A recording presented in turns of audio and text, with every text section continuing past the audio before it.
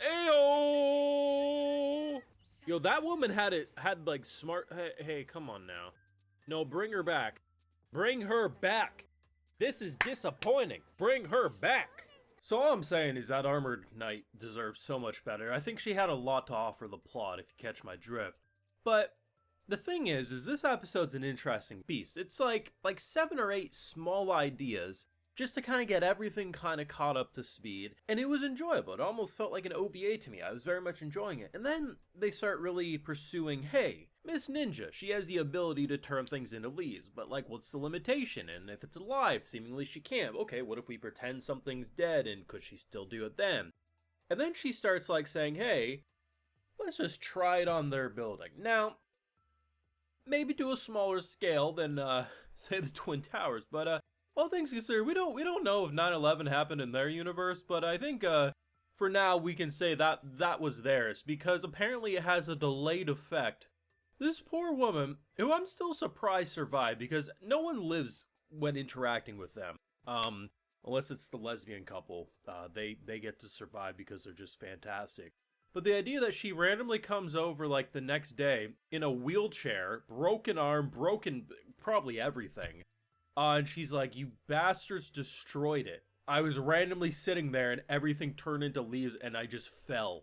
Maybe I'm pushing my luck with YouTube with this comparison, but that's all I'm saying. That kind of cracks me up.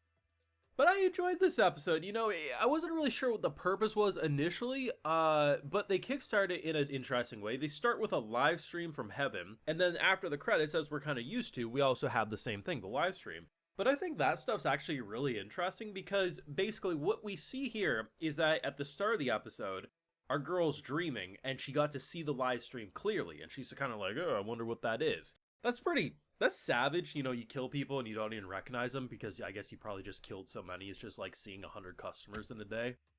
Insanity. But at the end of the episode, after the credits, we see that the live stream, if you're looking at it like, okay, it pops up on their phone and it's like demonic looking. So it doesn't properly transmit to Earth. But seemingly, my understanding is that when they sleep, sometimes that allows you to get the proper transmission. So, unfortunately, these girls are like, hey, you know, we got murdered, but like, comment, and subscribe for more. At least they're doing something, but they have no idea that that transmission is not going clearly to Earth. And the people that are getting it don't even recognize that they are the ones who slit your throat. It's kind of funny because the one's like, hey, you know, we were trying to kill her, so at the end of the day, I'm not going to hold a grudge.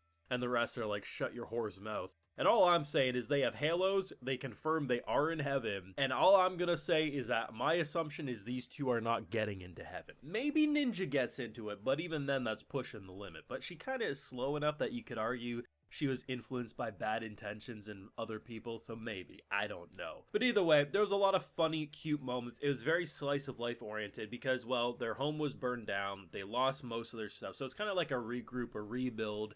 And it has a lot of small ideas that, honestly, like, not always are going to fit into a main episode that's super plot-oriented or arc-oriented. So it's kind of nice to just get caught up to speed. And little callbacks, too, right? Like the fact that, I'm not sure when it was, an episode or two ago, when we see our girl dressed up, and very clearly, like, they enjoyed that, so she went out of her way to buy that outfit. And just little moments like that go a long way. And while, you know, they don't have a lot right now, especially because apparently one of them did not believe in bank accounts and just let all their money burn in their apartment because that seemed like a smart idea.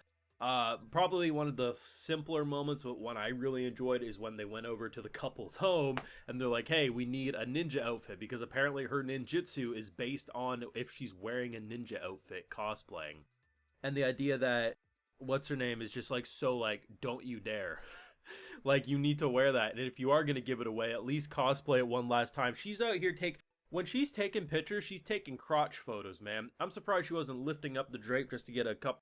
She loved that. Like, they are completely into each other, and I could probably have a spin-off OVA series of just them because it was adorable. But honestly, I'm surprised they didn't tackle each other right then and there and rip the clothes off because I thought the way they were thirsting, it might happen. There's also this really funny joke when there's like the adult video store cosplay, whatever it is, right? Just the adult store in general. The way they censor it is so, It looks like they're about to walk into like the nether or something. It's just like it's demonic sludge portal thing, and she's like slowly creeping in, like, come in, follow after me, and then they just immediately get tossed out. Come back when you're an adult. It's just, I thought that was so clever, because usually with anime censorship, it's like a black bar or like the white beam of God, like censoring what you can see. And it's a kind of a blink and you miss it moment, because on the sign, most of the signs are, and the text that's subtitled is fine, but at the very top, it kind of has like the adult theme to it. I was like, oh, okay, now I see what they're going for. Fun stuff. And honestly, I like the fact that they're using the victims more, because one of the things that was really shocking about this show in the first few episodes is they'd introduced these insane character designs that are unique, merchandise worthy, and they're dead within 2 seconds. And that's just shocking, because usually well-designed characters don't get off that quickly, because everything's about selling. You want them on the covers of your manga, your light novel, the figures, the body pillows, the plush, whatever. And now with the use of Heaven, and knowing that these victims, like, we're in a world where trying to kill these two doesn't get you a one-way ticket to hell. It gets you to heaven. Like, you get a smorgasbord up there for trying to slit these girls' throats. But then again, if you're the cause of 9/11, I kind of get it. That joke's probably too edgy for too many people, but it is what it is. But either way, I'm liking what they're doing. I think it's a fun way to keep it brutal, but also allow for a lot of fun character models to continue to have fun. And honestly, it's just, this show is not what I was expecting. Like, I thought it was going to be a kind of like, maybe they go slightly violent, but it's going to kind of feel like a KyoAni Dragon Maid-ish looking show with like some slight edge, and then they just went like peak savagery with it, and I'm loving it. Great stuff. I'd argue this is probably like a top 3 episode for me. I ain't gonna lie, like, at face value, when I think of all the small story beats, they're not individually insane, but the combination of the entire episode made for a very enjoyable package. And overall, I'm excited to see what they're gonna do with the last few episodes. I haven't heard rumors or anything if this is gonna, get a season 2 announcement yet, but I imagine this probably will get greenlit for a season 2. Just, it feels like it's got the potential for at least 24 episodes to be very successful in anime form, but only time will tell. But either way, great stuff. Adult video store, very, very fun, and the idea that we can't take her anywhere, because if she accidentally just touches the side of the building, we might just kill children in their school. Maybe these two are meant for each other. I used to think one was a little more innocent and one was a little more murderous. I think they might be made for each other. Your thoughts? What did you think of what I think to be a top 3 episode of the show to date? Leave a like if you enjoyed. Subscribe if you're new around here. Of course, ring that bell so you can know if I want to upload more. We also have the Patreon where we got the full live reactions over there exclusively. And hey, while you're over there, I'll also give you a video shout out. So today we got Rado Rodriguez, Dylan Fujimoto, Abysmal Artist, Ben Matthew, Kenneth Peer, Korea, D, The RPG Goes, Doro, and we also have Crystal Cat. So I appreciate the support, everyone. Please take care. Have a good one.